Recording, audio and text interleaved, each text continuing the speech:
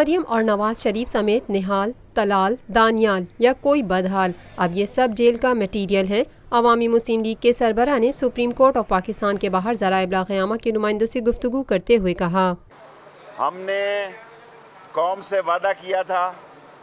اور جناب لطیف کھوسہ اور شہباز کھوسہ صاحب نے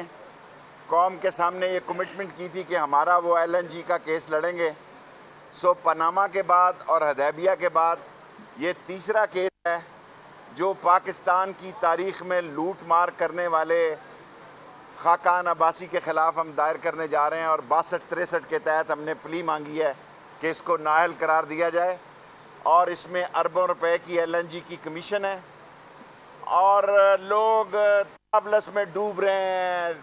سمندروں میں ڈوب رہے ہیں، لوگ خودکشیاں کر رہے ہیں، بچے اسکولوں میں نہیں جا رہے خوف کے مارے، اس لیے کہ انہوں نے اپنا کمیشن کھانے کے لیے گیس اتنی مہنگی کر دی،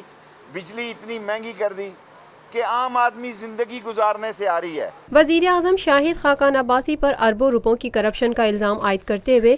عوامی مسلم لیگ کے سربراہ کا کہنا تھا، آج ہم یہ LNG کا کیس، یہ ہماری قوم سے کمٹمنٹ تھی، یہ آسان کام نہیں ہے جی۔ یہ LNG کا کیس اور ڈاکومنٹ نکالنا کوئی آسان کام نہیں ہے۔ ہم نے پاکستان کے لوگوں سے وعدہ کیا تھا کہ ان کو ایکسپوز کریں گے کہ دنیا کی سب سے مہنگی LNG لانے والے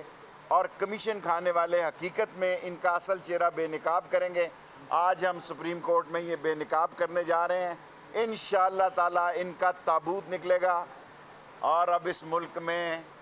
یہ نہال، طلال اور کیا نام ہے جی، دانیال، یہ سارے بدحال یہ جیلوں کا مٹیریل ہے، نواز شریف اور مریم صاحبہ سمیت۔ ایک بار پھر نواز شریف کو فوجی نرسریوں کی پیداوار قرار دیتے ہوئے شیخ رشید نے کہا، جو کچھ نواز شریف اور مریم نے کہا ڈوب کے کی بات ہے کہ یہاں ڈکٹیٹر آتے رہے ہیں، آپ پیداوار ڈکٹیٹروں کی ہیں۔ ضیاء الحق کا 10 سال کیوں نکالتے ہیں، اور مشرف کو انہوں نے بھیجا، 10 سال ضیاء الحق کے کیوں نکالتے ہو؟ اور نواز شریف کی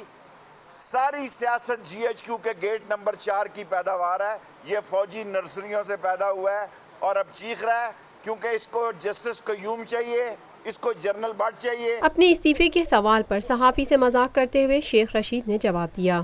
میں بیان کو واپس نہیں لیتا، تم ہمیشہ اتنی محبت کا اظہار کرتے ہو، تمہارا شکریہ، تیری تکلیف کے لیے نہیں دے رہا۔